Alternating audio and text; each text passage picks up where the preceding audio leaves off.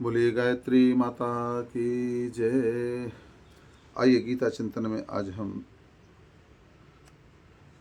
अध्याय 7 श्लोक नंबर 16 और 17 का करते हैं। 16 का कल भी चिंतन किया था हालांकि, मगर संक्षिप्त में किया था।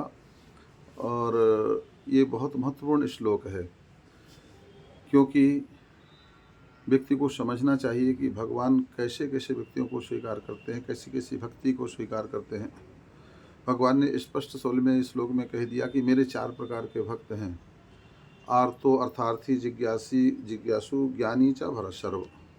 आर्त मतलब आपके जीवन में दुख आए तो अन्याय अनीति का सहारा मत लें, बल्कि भगवान की शरण में जाएं, भगवत मार्ग से उसको सुलझाने का प्रयास करें।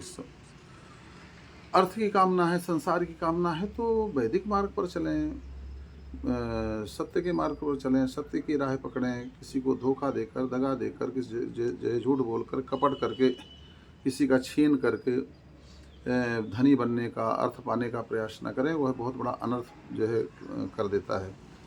ध्यान रखना, कभी भी अर्थ अगर गलत तरीके से आया है तो वह आपका अनर्थ ही करेगा। सत्य को सदा लेकर के चलना चाहिए। सत्य के पथ पर चला हुआ एक कदम भी बहुत महत्वपूर्ण होता है, बशर्ते कि अगर असत्य और अधर्म पर आप 100 कदम आगे बढ़ गए हों। तो इसलिए सत्य के पथ पर चलेंगे, थोड़ा सा भी प्राप्त करेंगे तो वह बहुत ज़्यादा आपको जीवन को सुखी करने वाला होगा। आपका जीवन का आनंदित करने वाला होगा। सुख शांति आपके परिवार में जो है कायम होगी। अगर अनित से बहुत बहुत कुछ इकट्ठा कर लिया है तो वह ना आपको सुख देगा, ना आपके परिवार को सुख देगा, न घर में आपकी शांति रहेगी, न घर में आपकी माने कोई ना कोई कलह क्लेश सब चलता रहेगा, क्योंकि वह अनीति से आया हुआ धन आपके घर में है। वही कलह का कारण है, वही क्लेश का कारण है। बाहर के लोग देखने वाले तो कहेंगे कि आप बहुत बड़ी बंगले में रहते हैं, बहुत बड़ी जो है कोठी में रहते हैं, बड़ी बड़ी कार पे चलते हैं, मगर सत्य तो ये है कि आप ही समझेंगे कि उस कोठी में रहकर आपको कितनी शांति की प्राप्ति हो रही है। यह अनीति का परिणाम है, अधर्म का परिणाम है। और सत्य पर चल करके घास फूस की झोपड़ी में भी रहेंगे तो भी जो है बाहर का आदमी भले कहे कि गरीब है, मगर आप अपने आप को खुद समझ सकेंगे कि आप कितने अमीर हैं, आप कितने आनंद में, कितनी मस्ती में, कितने भगवान की कृपा के पात्र हैं आप। तो अर्थ की प्राप्ति भी जो भगवान कहते जो करना चाहता है वो मुझसे प्राप्त करता है, तो वह मेरा भक्त है।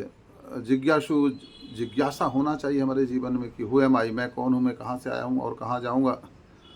यह तीसरा स्टेप है भक्ति का।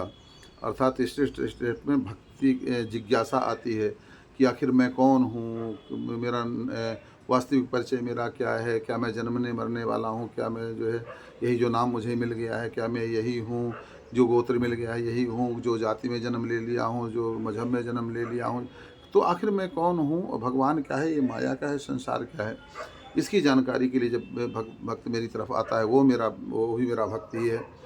इसके बाद में कहते हैं ज्ञानी च भरस, ज्ञानी तो मेरा भक्त है ही। और आगे 17वें श्लोक में भगवान कह देते हैं तेषां ज्ञानी नित्य युक्त एक भक्तिर्विशिष्यते प्रियो ज्ञानिनो अत्यर्थम अहम सचा मम प्रियः। ज्ञानी तो मुझे अच्छे प्रिय है, क्योंकि वह सदा मेरे जो है एक ही भाव से, अनन्य भाव से, प्रेम भक्ति वाला मुझ में ही सदा स्थित रहता है। वह मुझे इन चारों में से उत्तम मान्य है, ये भगवान का कथन है।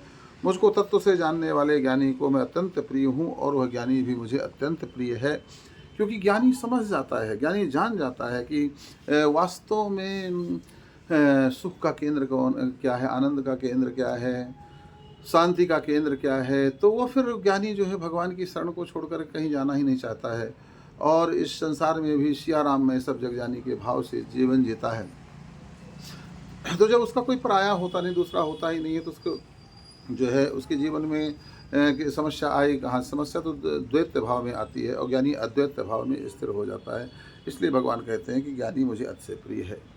बोलिए गायत्री माता की जय।